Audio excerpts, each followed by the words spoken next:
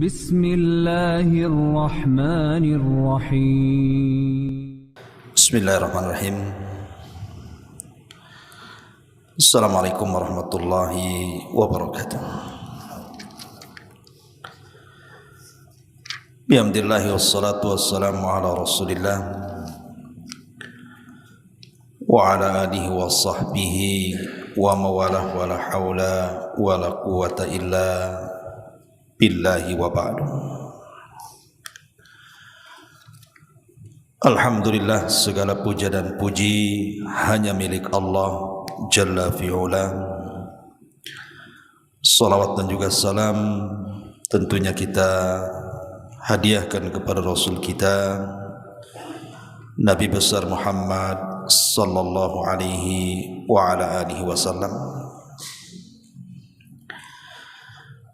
Ma'asyiral muslimin wal muslimat rahimani wa rahimakumullah. Malam ini kita akan memetik sebuah kisah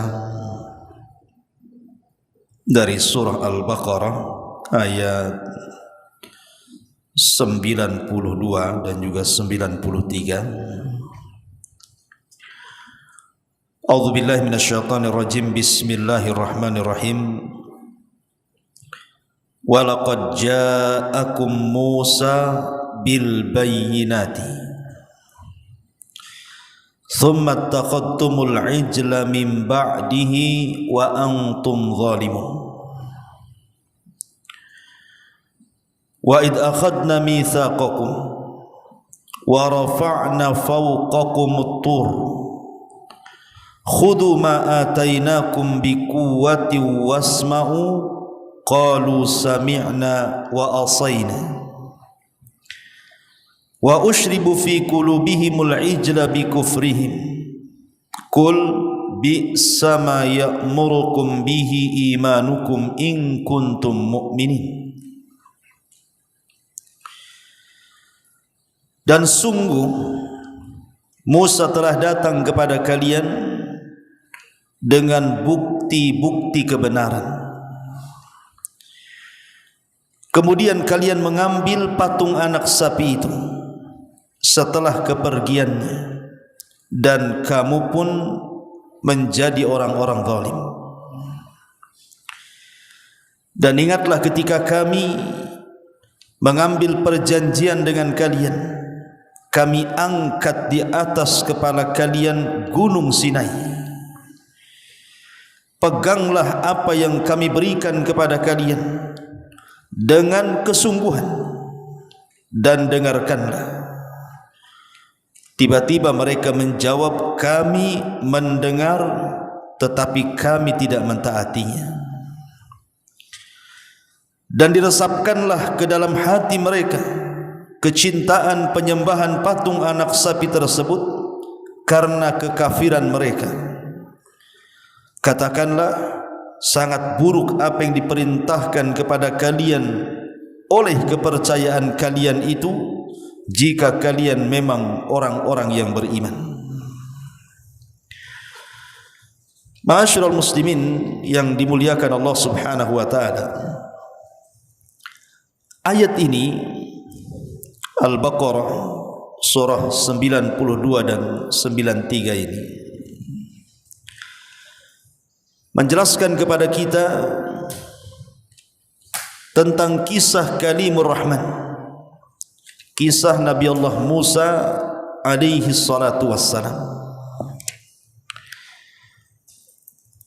di mana Musa alaihi salatu wassalam adalah satu di antara ulul azmi minar rusul. Ulul azmi itu kan ada 5, dimulai daripada Nuh alaihi salam, kemudian Ibrahim alaihi salam, kemudian Musa alaihi salam, kemudian Isa alaihi salam, dan ditutup dengan kerasulan Nabi kita Muhammad sallallahu alaihi wasallam. Jadi Musa bagian daripada ulul azmi minar rusul. Lah dalam ayat ini Allah Subhanahu wa taala menjelaskan bahwa Nabi Musa ditugaskan berdakwah kepada Bani Israel bil bayinat, dengan membawa bukti-bukti yang nyata atau mukjizat-mukjizat yang sangat jelas ditampakkan kepada Bani Israel. Maka malam ini kita akan menjelaskan tentang beberapa mukjizat yang Allah anugerahkan kepada Musa alaihi salatu wassalam. Karena yang kita kenal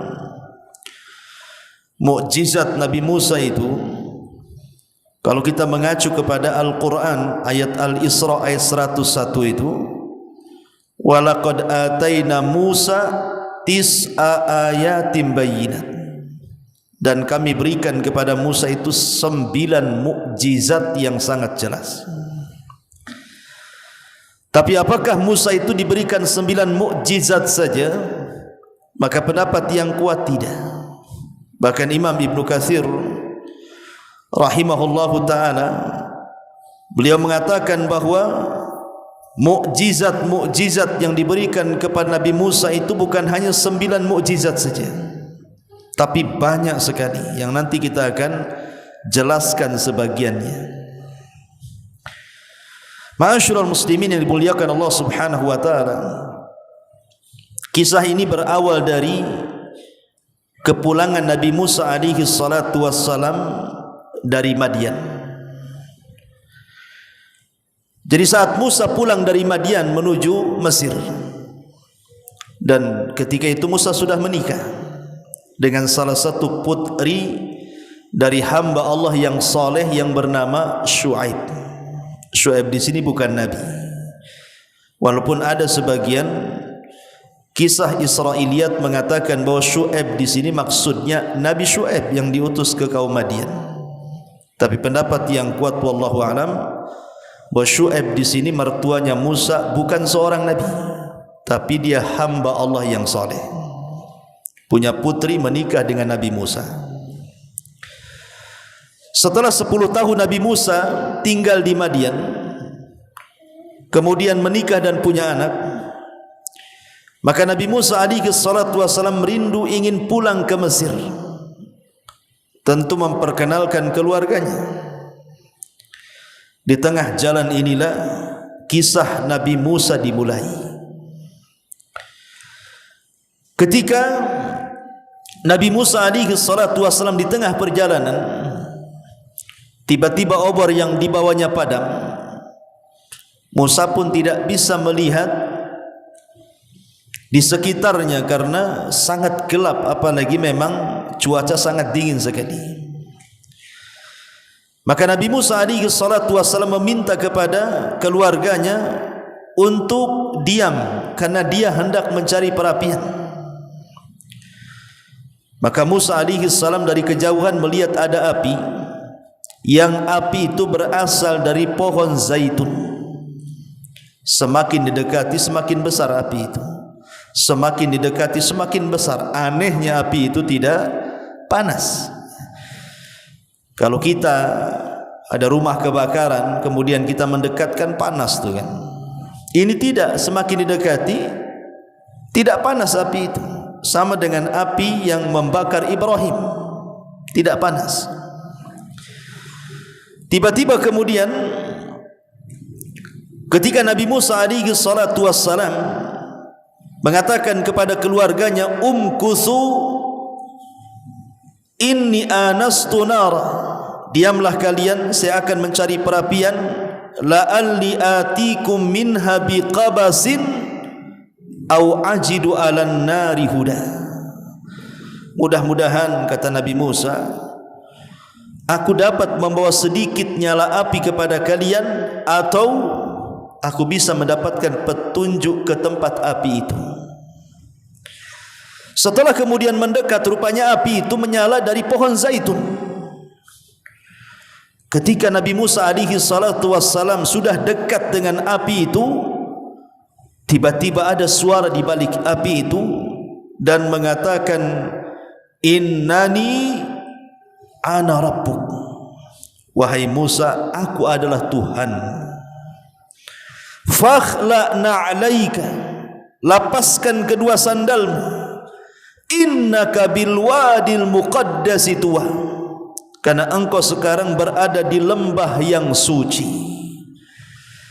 Bayangkan di tempat yang asing, di tengah kegelapan malam, kemudian ada api di dalam pohon zaitun dan tidak membakar zaitun. Tiba-tiba ada suara, innani ana rabbuk, saya adalah Tuhanmu.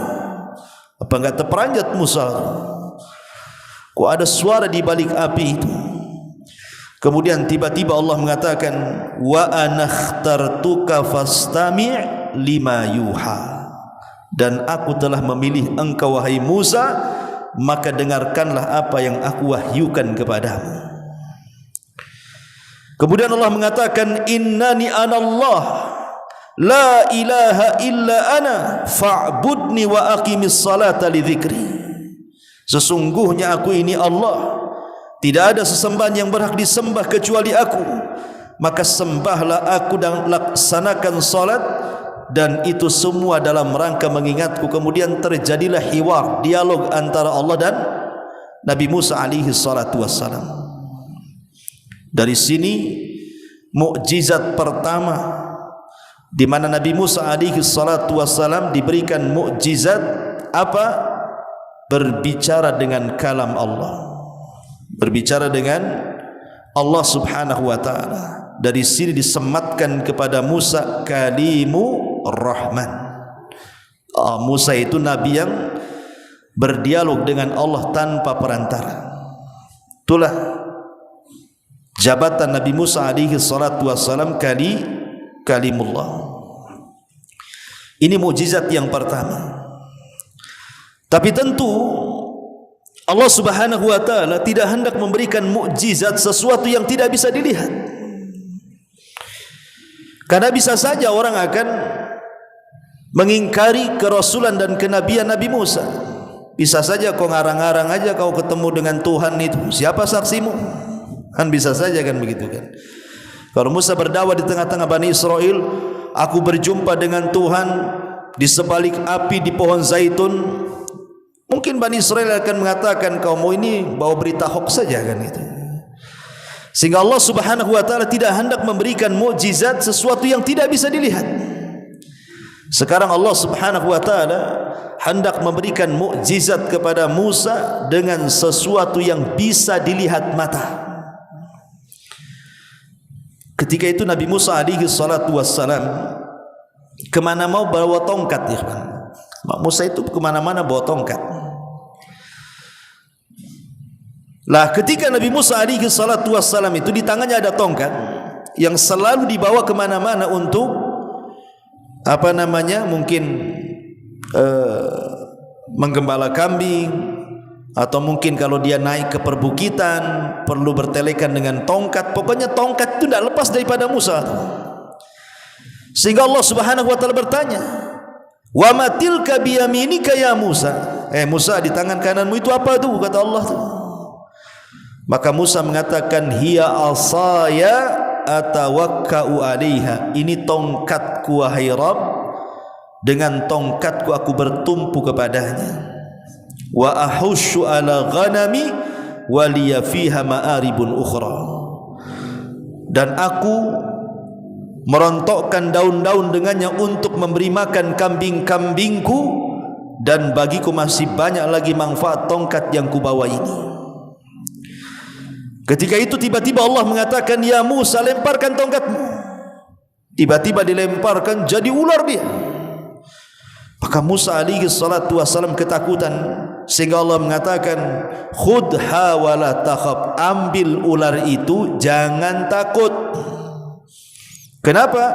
Sanu'iduha siratahal ula, kami akan mengembalikan kepada keadaan semula. Pasti ular itu akan jadi tongkat lagi. Tapi jangan dipraktekkan sama antum ya. Ada ular antum tangkap buntutnya, kepatuklah kepalanya. Tangkap kepala makin dipatuk lagi kan itu. Jadi ini mukjizat Nabi Musa alaihi salatu wassalam. Cukup sampai di sini? Tidak. Allah subhanahu wa ta'ala ingin membekali mukjizat yang ada di badan Nabi Musa. Kalau kan tadi tongkat, sekarang Allah ingin membekali mukjizat yang langsung berada di badan Nabi Musa. Apa itu? Berupa tangan yang bercahaya.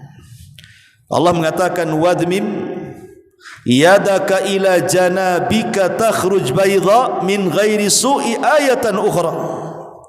Dan kepitlah tanganmu ke ketiakmu, maka akan keluar menjadi putih bercahaya tanpa cacat sebagai mukjizat yang lainnya. Jadi bukan berarti kemudian tangannya jadi cacat, tidak. Nabi Musa itu kan kulitnya agak asmar ya, hitam ke sawo-sawoan matang gitu. Asmar itu kayak sawo matang lah bahasa kitanya, agak-agak hitam lah kulitnya Nabi Musa itu. Jadi kalau tangannya bercahaya itu kan nampak kali, ya. Dan Allah mengatakan itu bukan cacat, itu mukjizat itu. Memang itu yang dicari Nabi Musa selama ini, kan dia kan gelap-gelap, butuh cahaya, butuh api. Makanya Allah Subhanahu wa taala memberikan keperluan Nabi Musa sekaligus itu jadi mukjizatnya. Ya, jadi tangannya dimasukkan ke tengah-tengah pakaiannya, kemudian dikepit dengan ketiaknya, kemudian dikeluarkan, tiba-tiba bercahaya tangannya. Kemudian Allah Subhanahu wa taala setelah memberikan 3 mukjizat ini berupa bicara langsung dengan Allah, kemudian tongkat menjadi ular, tangan bercahaya, maka Allah mengatakan idhab ila fir'auna innahu tagha. Sekarang berangkat kepada Fir'aun, dakwahkan tauhid karena dia orang yang melampaui batas. Berangkatlah Nabi Musa alaihi salatu wassalam. Ketika sampai di Mesir, Nabi Musa alaihi salatu wassalam ini kurang pede, karena memang lidahnya agak pelat kalau ngomong, kurang fasih dan bukan orator. Tapi dia punya abang namanya Harun, punya adik namanya Harun. Abangnya Musa adiknya, Harun abangnya. Jadi dia punya abang namanya Harun. Harun ini orangnya lembut, kemudian ucapannya baik, orator, pandai menata kata, ya. Jadi kosakatanya bagus, kosa rasa, kosa makna, itulah kalau dalam bahasa Indonesia itu ada semua ya.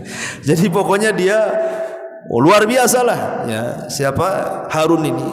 Makanya kemudian Nabi Musa mengatakan waj'al li waziran min ahli, ya Rabb, kalau bisa jadikanlah Harun itu sebagai pembantu dalam dakwahku. Harun akhi, itulah Harun saudaraku. Ushdud bi azri, teguhkanlah kekuatanku dengan Harun. Wa asyriku fi amri, libatkan dia dalam urusanku. Kai nusabbihuka katsira wa nadhkuruka katsira, supaya aku bisa semakin bertasbih kepadamu dan semakin banyak mengingatmu. Dari situlah Allah kabulkan permintaan Musa, maka Harun pun resmi diangkat menjadi nabi karena permintaan Musa. Berangkatlah 2 orang ini menghadap Fir'aun. Ketika sampai di istana, Fir'aun tahu siapa di hadapannya. Musa alaihi salatu wasalam yang dari kecil dirawat di istana Fir'aun, ya tentu Fir'aun tahulah siapa yang datang. Karena Nabi Musa dari kecil memang sudah di istana Fir'aun, dididik oleh Fir'aun langsung. Yang dikhawatirkan anak bayi yang dalam mimpinya akan merontokkan kekuasaannya, rupanya anak bayi itu pula yang dirawat di rumahnya. Itulah kehendak Allah Subhanahu wa taala. Tiba-tiba di hadapannya Nabi Musa, Fir'aun ini mulai geram dengan Musa, karena dia sudah curiga jangan-jangan anak ini yang dibesarkan aku yang akan merontokkan kekuasaannya. Akhirnya kemudian Fir'aun pun mulai berdialog dengan Musa, dan Musa pun mulai mendakwahkan Fir'aun. Karena kemudian tidak bisa dikalahkan hujahnya Nabi Musa dalam dialog itu. Akhirnya kemudian Fir'aun pun mengancam Nabi Musa alaihi salatu wasalam untuk membunuhnya. Ketika hendak membunuh Nabi Musa, Musa mengatakan kepada Fir'aun, bagaimana kalau seandainya yang aku dakwahkan kepadamu sebuah kebenaran dan aku punya bukti? Kata Fir'aun, kalau kau punya bukti tampakkan buktimu. Tiba-tiba dia melemparkan tongkat itu di tengah-tengah istana. Tiba-tiba jadi ular besar Fir'aun pula ketakutan, padahal dia mengaku Tuhan dan mengatakan ana rabbukumul a'la, saya Tuhan yang paling tinggi. Tengok ularnya Musa, takut dia. Tuhan kok takut nih, gimana ceritanya? Dari sini kita tahu bahwa Fir'aun itu mengetahui dirinya bukan Tuhan. Mengetahui dirinya bukan Tuhan. Sebab kalau dia Tuhan tidak mungkin takut dengan ular. Karena Fir'aun itu hanya mengaku-ngaku Tuhan. Di sebalik pengakuan Tuhan itulah di belakangnya tukang sihir. Yang tukang-tukang sihir Fir'aun ini menciptakan sebuah keanehan supaya Fir'aun dianggap Tuhan oleh masyarakat Mesir. Makanya Fir'aun ini ketakutan kalau seandainya ketuhanannya terbongkar, pengakuan ketuhanannya terbongkar oleh Nabi Musa alaihi salatu wassalam.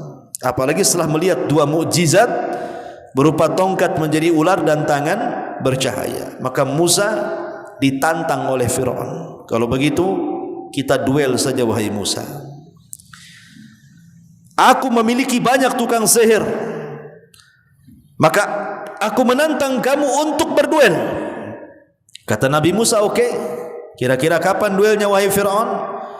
Akhirnya kemudian disepakati duelnya itu Yaumuz Zinah, hari ulang tahun negara, Agustusan bahasa kitanya ya. Ulang tahun negara itu kan Agustusan. Jadi semua dari daerah-daerah itu datang ke pusat tuh, akan nonton acara duel sihir antara tukang sihir Fir'aun dengan Nabi Musa. Lah, dalam tenggang waktu yang cukup lama itu, menunggu hari raya ulang tahun negara itu, maka Fir'aun mengumumkan kepada seluruh daerah-daerah di pelosok Mesir untuk mengundang semua tukang-tukang sihir. Maka diundang semua tukang-tukang sihir sampai Imam Ibnu Katsir di dalam kitabnya Bidayah wan Nihayah, tukang sihir yang berhasil dikumpulkan oleh Nabi Musa oleh Fir'aun itu sebanyak 70.000 tukang sihir. 70.000 tukang sihir melawan dua manusia mulia, Musa dan Harun. Tapi Nabi Musa alaihi salatu wasallam sudah dibekali karena dia seorang nabi. Nabi Musa alaihi salatu wasallam meminta kepada Fir'aun agar duelnya di waktu duha, tidak mau di malam hari. Dari sini faedahnya kata para ulama, kenapa Musa meminta di waktu duha dan tidak minta duel di malam hari? Karena kekuatan sihir itu menguat di malam hari, dan kekuatan sihir itu melemah di siang hari. Dari sini Allah mengatakan min syarri ghasiqin idza waqab. Kita berlindung dari gelapnya malam, karena gelapnya malam itu sangat membahayakan. Salah satunya adalah dikirimnya sihir itu di malam hari. Ya, ma'asyiral muslimin yang dimuliakan Allah Subhanahu wa taala, ketika betul-betul terjadi duel antara Musa dengan tukang sihir, singkat cerita akhirnya tukang sihir bisa dikalahkan oleh Musa. Dan semua tukang sihir bertobat kepada Allah Azza wa Jal, yang akhirnya Fir'aun murka, kemudian dibunuh seluruh tukang sihir itu. Kata Abdullah ibn Abbas radhiyallahu anhuma, lihat tukang-tukang sihir itu. Di pagi hari mereka tukang sihir yang jahat, tapi di sore hari mereka sudah menjadi para syuhada yang baik karena dibantai oleh Fir'aun. Ya. Tapi setelah kisah ini, Fir'aun tidak mengganggu Nabi Musa lagi. Setelah peristiwa duel dengan tukang sihir ini, Fir'aun tidak mengganggu Musa, bahkan membiarkan Musa berdakwah di tengah-tengah Bani Israel, dan cukup lama. Jadi ada kebebasan Musa alaihi salatu wasalam untuk mendakwahi Bani Israel. Disitulah maka Musa alaihi salatu wasalam mulai kemudian mendakwahi Bani Israel dan juga kaum Akbat, kaumnya Fir'aun. Tetapi kebanyakan mereka menentang dakwahnya Nabi Musa. Disinilah mulai terjadi banyak mukjizat yang disebutkan dalam Al-Quran surah Al-Isra tadi. 9 mukjizat turun kepada Bani Israel dan kaum Akbat itu. Pertama apa? Pertama tufan. Allah Subhanahu wa taala mengatakan fa arsalna alaihimut tufan. Allah utus kepada mereka, Allah kirim kepada mereka tufan. Tufan itu air laut yang diluapkan ke daratan, didorong dengan angin semacam tsunami, kemudian meluluhlantakkan semua pertanian dan perkebunan, sehingga seluruh warga Mesir gagal panen gara-gara tufan ini. Terjadilah kelaparan di mana-mana. Ini mukjizat pertama. Kemudian mereka datang kepada Musa agar dihentikan nih banjir-banjir terus ini. Maka Musa pun memberikan syarat, baik, aku akan berdoa kepada Allah supaya tidak terjadi tufan lagi, syaratnya berimanlah kalian kepada Allah. Akhirnya mereka pun janji akan beriman. Setelah azab itu diangkat, kufur lagi mereka. Selang beberapa waktu, karena mereka kufur lagi, Allah kirim jarad, belalang di mana-mana. Belalang itu kan hama kan begitu ya, menghancurkan tanaman, menghancurkan pertanian, masuk ke rumah-rumah. Wah, di mana-mana tuh. Subhanallah. Kalau di Jawa belalang itu disate tuh. Saya pernah itu makan sate belalang tuh. Ya, tapi kalau kebanyakan cemana pula apa nyate kan. Itu belalang itu dikeripik ya kan. Pakai enak lah itu keripik belalang tuh ya. Dan halal belalang itu tidak ada masalah ya kan. Tapi yang sudah jadi belalang, kalau masih ulatnya tak mau lah orang jadi belalang gitu. Tapi ini belalang di satu Mesir kemana-mana coba. Kemudian diangkat belalang, datang lagi wal kummal, kutu di mana-mana. Coba bayangkan kutu di mana-mana. Antum ingat gak waktu dulu masih kecil-kecil itu, kalau antum tidur, ya kan, biasanya kan ada kutu tuh di kasur-kasur tuh, yang suka makan darah tuh. Sekarang hilang pula tuh kutu kemana tuh ya? Saya masih ingat tuh kecil-kecil tuh, masya Allah itu. Ya belum ada spring bed lah, masih kasur kapuk kan. Nanti dijemur di matahari hilang kutu itu, karena telurnya banyak ada lagi. Memang dulu itu luar biasa gitu ya. Nah, itulah kutu di mana-mana coba, tersiksa kita. Ya. Kemudian minta lagi kepada Musa untuk diangkat. Setelah kutu diangkat, datang lagi difdak, katak pula di mana-mana. Di dapur ada katak, di ruang tamu ada katak, tidur pula sama katak. Di luar banyak katak, di mana-mana ada katak kan itu. Akhirnya datang kepada Musa minta diangkat supaya kata-kata ini hilang. Mereka berjanji akan beriman. Musa pun berdoa, hilanglah kata, kufur lagi. Maka diutus kepada mereka wadama. Tiba-tiba kemudian air satu Mesir menjadi darah. Tidak ada air kecuali jadi darah. Mau minum jadi darah, mau nimba dari sumur jadi darah, mau mandi di sungai jadi darah. Semua jadi darah. Mereka datang kepada Musa agar diangkat. Dan mereka berjanji akan beriman. Musa pun berdoa diangkat pula tu darah-darah itu. Tapi mereka tetap tidak beriman. Subhanallah. Makanya Allah mengatakan, ayatin mufassalatin fastakbaru wa kanu qauman mujrimin. Ayat yang terpisah, mereka semakin sombong dan mereka kaum yang sangat sungguh berbuat dosa kepada Allah Subhanahu wa taala. Dari sini Nabi Musa alaihi salatu wassalam nampaknya tidak bisa mencampurkan Bani Israel dengan kaum Kibti, harus dipisah ya. Maka Musa merencanakan untuk membawa Bani Israel pergi hengkang dari Mesir menuju Palestina. Fir'aun mendengar, sudah terfikir sama Fir'aun ini, kalau Bani Israel habis di Mesir nih, siapa yang akan bangun jalan, siapa yang bangun jembatan, siapa yang bangun bangunan, siapa yang akan kerja di lahan, di ladang, di persawahan, macam-macam. Karena Bani Israel itu dianggap budak oleh mereka. Makanya kemudian Fir'aun mempersiapkan pasukan, jangan sampai Bani Israel kemudian hengkang dari Mesir. Ini pasti provokatornya Musa nih. Tetapi kemudian Nabi Musa sudah merencanakan bahwa besok kita akan berangkat. Bani Israel ini belum siap, karena melakukan perjalanan yang cukup melelahkan dan jauh dengan membawa anak-anak, wanita-wanita, perlu bekal yang banyak. Akhirnya sebagian Bani Israel ini mencuri emas-emas kaum Akbat. Kaum Aqbat itu maksudnya kabilah Fir'aun, untuk bekal perjalanan mereka. Jadi yang biasa mungkin perempuannya itu jadi pembantu rumah tangga gitu ya, maka mereka mencuri perhiasan-perhiasan majikannya. Atau sebagian mereka menipu dan mengatakan besok kami akan ulang tahun besar-besaran Bani Israel dan tradisi kami harus pakai perhiasan, sementara kami tidak punya perhiasan.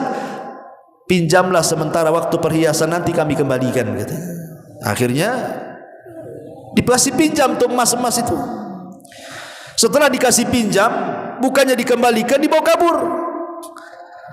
Berangkatlah kemudian Bani Israel dengan membawa emas-emas yang banyak dari kaum Aqbat itu. Maka dikejarlah oleh Fir'aun. Singkat cerita, Fir'aun pun kemudian tidak bisa untuk menangkap mereka, malah tenggelam dan ditenggelamkan Allah Subhanahu wa taala. Ma'asyiral muslimin yang dimuliakan Allah Subhanahu wa taala, setelah Fir'aun tenggelam, maka Bani Israel sudah dilintaskan oleh Allah Subhanahu wa taala. Maka tiba-tiba kemudian mereka melewati sebuah perkampungan. Di kampung itu, warga kampung itu masih menjadi penyembah berhala, dan yang disembah itu patung anak sapi.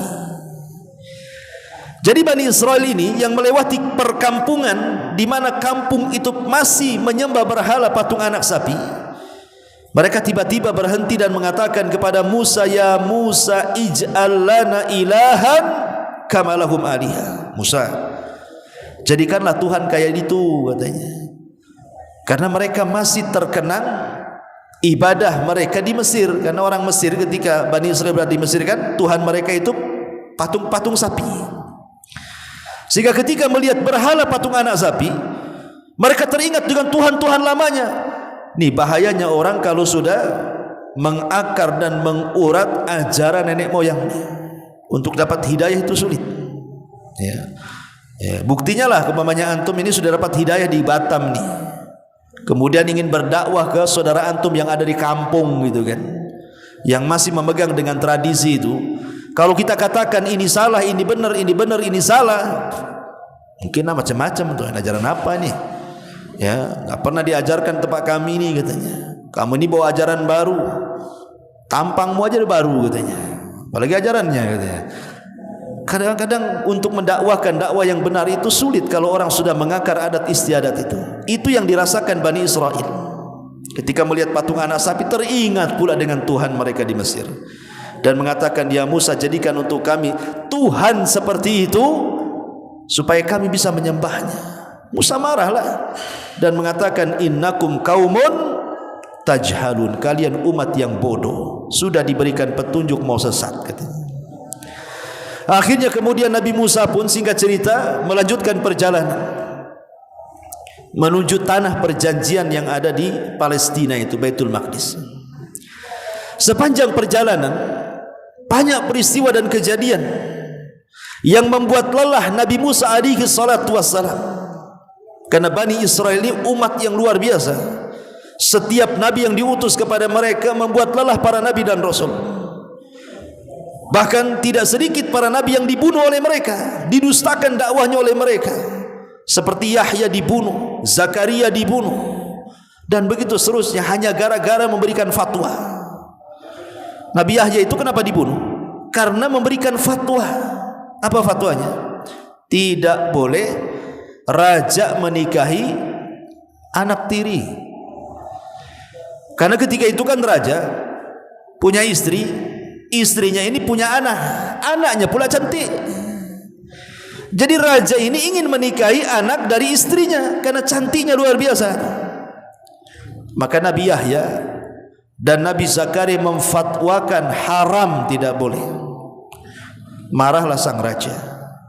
Maka sebab fatwa itulah akhirnya kemudian Yahya ditangkap dan dipenggal kepalanya, kemudian kepala jadikan mahar wanita tersebut. Sementara Nabi Zakaria dikejar kemudian bersembunyi di kebun, harus pergi ke mana? Akhirnya Allah tampakkan mujizatnya, ada sebuah pohon yang memanggil Zakaria untuk bersembunyi di balik pohon itu. Bersembunyilah Nabi Zakaria di balik pohon. Ketika pasukan Romawi masuk ke dalam kebun itu, mencari-cari Zakaria di mana, enggak ada. Tapi mereka sudah yakin Nabi Zakaria seorang nabi, pasti punya mukjizat, pasti dia bersembunyi di pohon. Akhirnya setiap pohon digergaji, sampailah kepada pohon yang Zakaria bersembunyi di situ. Akhirnya meninggal, digergajilah. Jadi begitulah Bani Israel, ikhwatu fiddin, dimuliakan Allah Subhanahu wa taala, luar biasa gitu ya. Setiap nabi diutus kepada Bani Israel itu sangat melelahkan para nabi dan rasul, termasuk Nabi Musa. Makanya Rasul mengatakan, rahimallahu akhu Musa udhiya katsiran fasabara. Sungguh Allah merahmati Nabi Musa, banyak kalilah ujian bagi dia dari Bani Israel, tapi dia nabi yang sabar. Singkat cerita, akhirnya kemudian Bani Israel sudah mendekati Palestina. Masalahnya untuk masuk ke Baitul Maqdis itu, mereka tidak bisa langsung masuk ke Baitul Maqdis, tapi harus melalui satu kota yang tertua di dunia, namanya kota Ariha. Itu kota tertua di dunia, Ariha namanya. Lah di situ dihuni oleh keturunan kaum Ad, orangnya besar-besar. Sementara Bani Israel ini kecil-kecil orangnya, kayak kita lah nengok orang bule besar-besar badannya gitu kan. Ketakutanlah Bani Israel ini, tubuh kami kecil, ini musuh besar-besar nih, macam mana ngelawannya tuh? Padahal Musa sudah menjanjikan kemenangan, tapi mereka enggak pede. Mereka pasti kalah.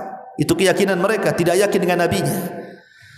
Akhirnya dengan lancang mereka mengatakan kepada Nabi Musa, ya Musa, kalau engkau tetap mengajak perang kepada kami, melawan mereka, idhab anta wa rabbuka faqatila inna hahuna qaidun, katanya. Pergi saja kau sendiri, ajak Tuhanmu berdua sana, perang sana, kami duduk-duduk saja di sini, katanya. Karena Nabi Musa terus mengajak, mereka emosi. Sejak itulah maka Allah Subhanahu wa taala menghukum Bani Israel dan mengatakan arba'ina sanatan yatihuna fil ardi. 40 tahun mereka tidak bisa keluar dari padang pasir itu. Coba bayangkan, itu hukumannya. Mereka enggak bisa keluar dari padang pasir itu. Jadi mereka kemana saja ke situ lagi. Mau keluar dari padang pasir ke situ lagi, kayak orang linglung. Ya, makanya disebutkan dalam Quran itu, dengan bahasa Quran disebut arduti, bahasa kitanya negeri linglung, karena putar-putar di situ saja dia, enggak bisa keluar tuh. Selama 40 tahun, bayangkan, diazab oleh Allah, tidak bisa keluar dari arduti itu. Dan arduti itu padang pasir, tidak ada pohon, tidak ada air, tidak ada makanan, tidak ada hewan, padang pasir terbentang. Walaupun demikian, Allah Subhanahu wa taala tetap memberikan rahimnya, kasih sayangnya kepada hamba-hamba Bani Israel itu. Ketika mereka sudah mulai habis perbekalannya, mulailah banyak kelaparan di tengah padang pasir itu, mereka datang kepada Nabi Musa, wahai Musa, kami lapar, apa yang harus kami makan? Maka Musa berdoa kepada Allah, turunlah 2 makanan lezat dari sorga yang disebut dengan manna dan salwa. Manna dan salwa.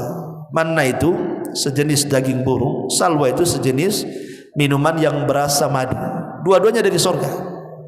Bayangkan, makanan lezat dari sorga. Kemudian mereka mengatakan, ya Musa, enggak mungkin kami makan tanpa minum. Keselaklah kami makan terus tak minum-minum, katanya. Amintalah kepada Allah air. Maka Musa pun ambil tongkatnya, dipukulkanlah di batu, keluar pula 12 mata air itu. Wa idistasqa Musa liqaumihi anidrib bi asaqal hajar fajarat min hasnata asyrata aina. Terpancar 12 mata air dari situ. Itulah makanan Bani Israel dan juga minumannya. Kemudian mereka mengatakan, ya Musa, kami kepanasan, ini kan padang pasir, enggak ada pohon untuk bernaung, mintalah kepada Allah naungan. Maka Musa berdoa, datang awan, wa anzalna alaikumul manna wassalwa, di mana ghamama, maka datang ghamam, awan yang menaungi mereka, wa anzalna alaikumul manna wassalwa, dan kami turunkan kepada kalian manna dan salwa. Coba kurang enak apa? Minta makanan, sudah ada makanannya. Minta minuman, sudah ada minumannya. Minta naungan, datang pula awan di kepalanya. Nikmat Allah luar biasa, ya. Minta apa saja diberikan loh, padahal mereka di atas kekufuran tuh. Akhirnya kemudian lama-lama bosan pula lah si Bani Israel ini. Asik pagi manna salwa, siang manna salwa, sore manna salwa. Bosanlah mulut mereka. Akhirnya datang kepada Nabi Musa alaihi salatu wasallam mengatakan, ya Musa lan nasbiru ala ta'ami wahid. Musa, kami tidak sabar dengan manna dan salwa asih pagi, siang, sore, manna salwa, manna salwa. Ya, cobalah minta kepada Allah, fad'u lana rabbaka yukhrij lana mimma tumbitul ardu min baqliha wa qithaiha wa fumiha wa adasiha wa basaliha, katanya. Bayangkan, mereka meminta kepada Nabi Musa, ya Musa, berdoalah kepada Allah agar Allah memberi kami apa yang kami sukai dari tumbuh-tumbuhan bumi, seperti sayur mayur, timun-timunan, bawang-bawangan, kacang-kacangan, bawang merah, bawang putih, lalapan lah bahasa kitanya tuh. Bayangkan, kasih mana wasalwa, minta lalapan pula Bani Israel ini. Kurang apa tuh enaknya mana dan salwa? Itu makanan sorga loh, bukan orang yang meracik. Allah yang turunkan dari langit. Mau pula kemudian makanan-makanan yang semua manusia memakannya. Makanya Musa mengatakan, kalau kalian mencari itu, tinggal kalian datanglah ke kota tu, banyak di kota jualan di pasar tu, katanya. Ngapain pula minta sama Allah, katanya. Dari sini Allah Subhanahu wa taala murka, sehingga Allah mengatakan, wa dzuribat alaihimudz dzillatu wal maskanatu wa ba'u bi ghadabin minallah. Maka akibat permintaan mereka yang tidak bersyukur kepada Allah, kemudian mereka ditimpa kenistaan, kemiskinan, dan mereka kembali mendapatkan kemurkaan dari Allah Azza wa Jalla. Turun taun kepada mereka, naudzubillah. Penyakit taun, banyak orang mati gara-gara ucapan ini. Akhirnya Musa alaihi salatu wassalam pun berpikir bahwa harus ada undang-undang yang menaungi Bani Israel, karena mereka tinggal di Ardut Tih itu, di negeri Tih itu bukan sebentar, 40 tahun. Tentu harus ada undang-undang yang akan mengatur mereka. Kalau tidak ada undang-undang, kacau Bani Israel ini. Maka Musa berdoa kepada Allah untuk diturunkan undang-undang. Maka Allah mengatakan, kalau begitu berangkatlah kau ke Bukit Saina wahai Musa, ambillah Taurat sebagai undang-undang mereka, berangkatlah kau kepada diriku di Bukit Saina. Maka Musa pun berpamitan kepada Bani Israel selama 30 malam, itu janjinya. Walaupun kenyataannya sampai 40 malam, ya. Berangkatlah Musa dan meminta kepada Harun, titip Bani Israel, titip Bani Israel, aku akan pergi mengambil undang-undang. Berangkat Nabi Musa. Akhirnya ketika sampai di Bukit Saina, Nabi Musa berpuasa selama 30 malam. Bayangkan, puasa 30 malam, siapa yang kuat? Antum 3 hari puasa matilah. Jangan puasa 3 hari, 1 hari tak makan gemetar, ya. Kenapa gemetar? Tak makan Ustaz, katanya. Ini mah naik kambuh, katanya. 30 hari puasa, bayangkan gak buka-buka. Ya, dia seorang nabi lah, tentu ada mukjizat kekuatan Nabi Musa, bisa berpuasa selama 30 malam gak buka-buka. Bayangkan apa enggak? Kita aja puasa, kalau 1 tahun gak puasa, masuk Ramadan itu kan kaget-kaget perut itu, ya. Ini 30 hari berpuasa, bayangkan. Luar biasa kekuatan Nabi Musa. Ketika di hari ke-30 dia mau buka tuh, dia ambil pohon siwak, udah dikunyah-kunyah. Allah mengatakan, hei Musa, jangan kau batalkan puasamu, karena bau mulut orang yang berpuasa lebih harum di sisi Allah dibandingkan minyak kasturi, katanya. Tambah lagi 10 hari, katanya. Akhirnya genaplah 40 malam. Disitulah turunlah Taurat. Dan Taurat ini kalau dibandingkan dengan Quran sama dengan 7 surat. Taurat itu kalau dibandingkan dengan Quran sama dengan 7 surat. Kata Nabi SAW, aku diberikan sab'ut tiwal, 7 surat yang panjang, makanat Taurat, sekedudukan dengan Taurat. Wa utitul mi'un atau mi'in, dan aku diberikan ayat-ayat yang jumlahnya di atas 100, maka Zabur sekedudukan dengan Zabur. Wa utitul masani, dan aku diberikan masani, ayat-ayat yang kurang dari 100, maka Injil sekedudukan dengan Injil. Wa fuddiltu bil mufassal, dan aku dilebihkan dari semua kitab-kitab langit dengan surat-surat pendek, dimulai dari Al-Hujurat sampai An-Nas. Ya, jadi sab'ut tiwal itu maksudnya Al-Baqarah, kemudian Al-Imran, kemudian An-Nisa, Al-A'raf, Al-Maidah, kemudian Al-An'am, kemudian At-Taubah. Itu namanya 7 surat terpanjang dalam Quran. Ini sama dengan Taurat gitu ya. Adapun Al-Mi'un, ayat-ayat yang di atas 100, dimulai dari surah Al-Anbiya, Yunus, dan begitu seterusnya, yang 101, 110, 111 ayatnya itu, maka itu sama dengan Zabur.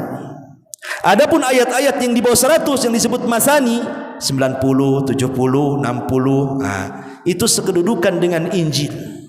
Adapun ada surat-surat yang pendek sekali, dari surah Al-Hujurat sampai An-Nas, itu tidak ada di Taurat, tidak ada di Injil, tidak ada di Zabur. Disebut dengan mufassal. Mufassal itu ada 3, ada mufassal panjang Al-Hujurat sampai Al-Buruj, ada mufassal tengah-tengah At-Tariq sampai Al-Zalzalah, kemudian mufassal yang paling pendek dari surah At-Tariq sampai Al-Bayyinah, kemudian yang terakhir Al-Zalzalah sampai An-Nas. Itu disebut mufassal, kisarul mufassal namanya ya. Jadi surat terpendek di dalam Al-Quran. Sudah isyaikhwan, insyaallah kita lanjutkan nanti. Subhanallah bihamdika, asyhadu an la ilaha illa anta, astaghfiruka wa atubu ilaik. Allahu ta'ala. Assalamualaikum warahmatullahi wabarakatuh.